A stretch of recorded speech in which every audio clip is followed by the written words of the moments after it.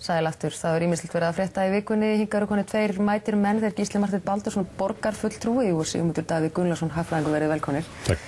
Ef við bara byrjum á þessu máli sem að náttúrulega hefur mest verið í fréttum í dag, umsókn til Alþjóðagjaldeyrissjóðsins. Hvernig metið þið þetta, Sigmundur?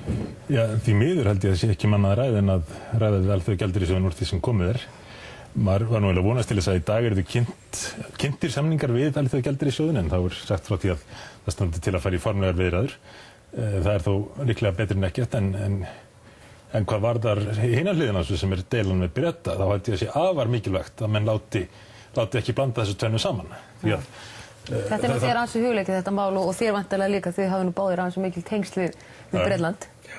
Já, það hefur náttúrulega verið alveg ótrúlegt að fylgjast með framgöngu Breta í því máli öllu, en mér finnst dagurinn í dag vera svona, að ég er að vona að það verði hægt að sjá hann sem upphafið að einhverju endurreisn, þó svo við eigum ennþá eftir að ná botninum eins og hagfræðingar segja okkur að það sé kannski í janúar, febrúar sem að það gerist, en að þetta lán frá Alþjóðagjaldeyrissjóðnum geti orðið til þess að við svona getum hafið eitthvað uppbyggingastarf hér við. Finnst ykkur þetta niðurlægjandi? Finnst þetta niðurlægjandi? Sko, auðvitað er þetta niðurlægjandi. Staða okkar í dag er niðurlægjandi. Það er ekki hægt að horfa fram hjá því. Það er niðurlægjandi að þurfa að leita til Alþjóðagjaldeyrissjóðsins, en það er líka, við erum stolt þjóð og sjálfstæð og við þurfum að gera það sem við þurfum að gera til þess að geta risið úr öskustónni aftur og jafnvel þó svo að það sé auðmýkjandi að þurfa að leita á hnjánum eftir aðstoð, þá er bara það einfaldlega það sem við þurfum að gera. Það er samanlega Gísli það, þetta er ekki skemmtilegt, sem er að haldið fram að það sé lítið mál að leita til Alþjóðagjaldeyrissjóðsins, en ég er ekki samanlega því, þetta er mjög leiðilegt og til þess þurfa að koma og er náttúrulega bara vegna þess hvernig fyrir okkur er komið. Það er fleira leiðilegt sem hefur í gangi, eins og til dæmis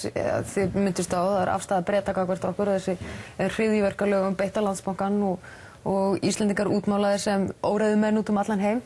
Þú ert í hópi manna sem að standa fyrir síðan Indefence. Já, indefence.is, að safna undirskriftum. Það eru konar 45.000 manns? Já, ég held að á fyrsta sólarhringnum hafi þetta bætt síðasta met undirskriftasöfnunar á Íslandi, þannig að þetta gengur alveg ótrúlega hratt og vel og maður finnur það að það er sama við hvernig talað, að hvort sem er fólk eða fyrirtæki, það er allir til í að vera með í þessu.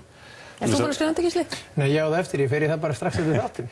En hverju á þetta að skila? Ég held að það sé mjög mikilvægt að við leitum allra leiða til þess að verjast þessari ásókn Breta og verjast í þessu stríði sem við erum í rauninni lent í. Ímyndarstríði? Ímyndarstríði, já, við bresk stjórnvöld, og það skiptir strax verulegum efnahagslegum, það hefur strax veruleg efnahagsleg áhrif vegna þess að núna eru bresk stjórnvöld að nota sterka stöðu sína í þessu ímyndarstríði til þess að reyna að þvinga okkur til að gefa eftir hugsanlega 100 milljarða króna.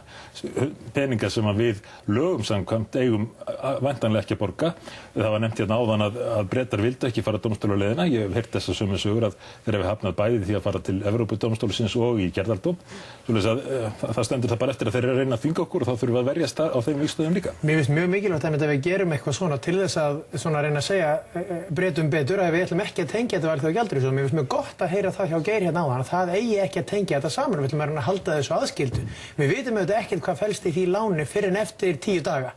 Þannig við vitum ekki í rauninni hversu vont þetta er eða gott fyrir okkur. Skilyrði Alþjóðagjaldeyrissjóðsins. En ef það er rétt svo tilfinning sem mér finnst forsætisráðherra að hafa, að við þurfum ekki að blanda þessu saman og við þurfum ekki að láta kúga okkur í samskiptunum með Breta, þá er það náttúrulega rosalega góðar fréttir. Hefur þú orðið fyrir aðkasti síðustu daga því þú ert nú búin að vera í Edinborg? Já, síðustu daga hef ég verið hér og ég hef ekki verið fyrir neina aðkasti hér nema svona frá Íslandingum bara út af einhverju slíku. En nei, úti hef ég ekki verið var við neitt, en ég hef bara heyrt einhverjar sögur. Úti hafa hins vegar menn nálgast mig með áhyggjur, spurt hvort að ég geti verið áfram í náminu og hvort að þeir hjálpa fólki frá þriðja heimsríkjum og menn hafa komið til mig frá skólanum til að spyrja hvort að þetta sé í lagi hjá okkur. Það er allt saman af umhyggju og það er ekki verið að gera grín að okkur, finnst mér, og þaðan af síður að það sé einhver svona verið að hnýta í mann eða hreyta í mann ónótum, það er ekkert svoleiðis verið.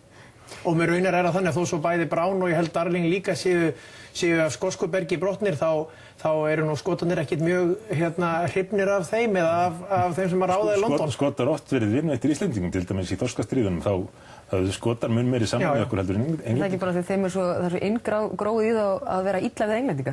Jú, líka þeir upplifa sig svolítið sem svona litla þjóð eins og við og finna samkennd með okkur á Norðurlöndunum og þannig eitt flokkur sem hefur margótt orðað það, hann vilji ganga í Norðurlandaráðið. Já, góð verið. Ertu búin að kaupa þér Skotapils? Nei, ég er ekki búin að því. Það falla í hópinn og... Átt þú skotapils? Já, reyndar. Ég sá ekki alveg fyrir hvert þetta myndi leiða þér. Nei, þú komst ekki í því. Nei. Það er leiðilegt. En í það finnst að, svo höldum aðeins áfram að tala Bretann og þessi samskipti og ákveðu símtal sem átt sér stað milli Árna Mathiesens fjármálaráðherra og Alistair Darling, fjármálaráðherra í Bretlandi. Hvað finnst ykkur þetta? Í fyrsta lagi bara, hvað finnst ykkur það að við skulum geta lesið þessi samskipti þeirra? Það er bara mjög ánægilegt að það skulle vera hægt svona í ljósi þess hvernig samskiptin voru. Ég verð að viðurkenna að mér var mjög létt við að hlusta á samtalið lesið upp. Það var ekkert þarna sem að gaf tilefni til þessara ofsafengnu viðbragða breskra stjórnvalda. Var þetta ekki bara það besta sem gat komið fyrir að þetta kom fram? Það var allavega mjög gott fyrir, held ég til dæmis, fyrir Íslendinga og fyrir fjármálaráðherra okkar að sjá það hversu staðfastur hann var í þessu samtali. Samtalið auðvitað og þessi útskrift af því sem maður hefur séð vekur auðvitað upp ýmsar spurningur það hvað það hafði á undangengið, en þetta samtal gaf ekki tilefni til hinn ofsafengnu viðbragða sem að Alistair Darling hann held ég rauk beint í útvarp og sagði believe it or not, they're not gonna pay og hefur síðan látið svona og í Bretlandi hefur verið mjög mikið talað það að þetta sé þeirra Falklandseyja moment eins og það kallað sem að Margaret Thatcher átti á sínum tíma að þeir njóti þess þarna að geta svona farið í stríð og sýnt styrk sinn við einhverja svona aðra minni þjóð. Þeir hefðu aldrei punkast svona á Þjóðverjum? Nei, það hugsa ég ekki og við skulum ekki láta þeim verða að kápa því klæðinu. Nei. Tölum aðeins eitthvað örlítið annað en samt tengt. Hvað finnst ykkur laun bankastjóranna sem nú hafa verið að koma fram, 9 bankastjóranna í 9 bönkunum? Mér finnst þau vera dálítið mikið há og svona sérstaklega ljósið þess að bankarnir náttúrulega eru, þetta eru allt öðruvísi stofnanir heldur en þær voru fyrir hrunið. Ég meina þær eru mörkunum að vera fungerandi á þann hátt sem þeir voru áður og það er alltaf talað að verði miklar uppsagnir og það er að minnsta kosti þannig að fólki sem vinnur í bönkunum hefur ekki verið annasamir dagar á undanförnu hjá þeim. Það veit ég bara frá fólki sem ég þekki sem vinnur þar.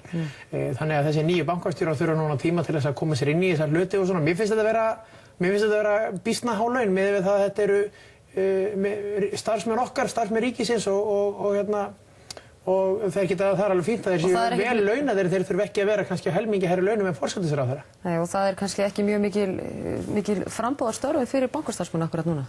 Þannig að frambúð og eftirspurn kannski ræður ekki þannig. Hvað finnst þér, Sigmundur? Já, það komið náttúrulega óvart að því þeir máttu sjá það fyrir að þetta myndi vekja umræðu hver launin yrðu, svoleiðis að maður hefði haldið svona út frá almannatengslalegu sjónarmiðum að þeir hefðu haft einhver læri en þetta. En þetta er auðvitað allt annað og skárra heldur en var í ruglinu meðan að það var sem mest. Þetta er ekki neitt í líkingu við þær stjarnfræðilegu upphæðir sem við vorum að lesa þá og fólk bara áttaði sig ekkert á. Þetta eru þó allavega laun sem fólk skilur og það er gott að þau séu gerð opinber og við getum rætt þau. Það er kannski núna mátt hafa miklu meira af kaupréttum inn í þessu því að það er ekki eins mikil hætt á að launin yrðu há með þeim hætti. Nei, og það er svolítið eiginlega bara ríkið sem hægt er að kaupa þá. Já. En Gísli, ég verð að nefna það við af því að það hefur nú svolítið verið skrifað það undanfarið. Mætir ekki vel á borgarstjórnarfundi? Jú, ég mæti ágætlega á borgarstjórnarfundi. Það er búið að halda 4 reglulega fundi síðan ég byrjaði í meistaranáminu úti og ég mætti á 3 þeirra.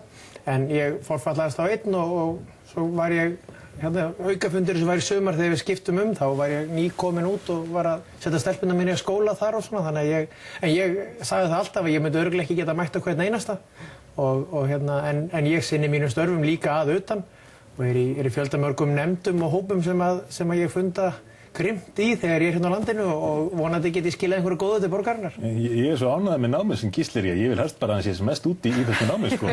Sé ekkert að tíma sínum með að skreppa heim bara að gefa sér góðan tími að klára þetta og koma svo að nýta þetta að geta nám. En talandi um nám, er ekki stór dagur hjá þér á morgun?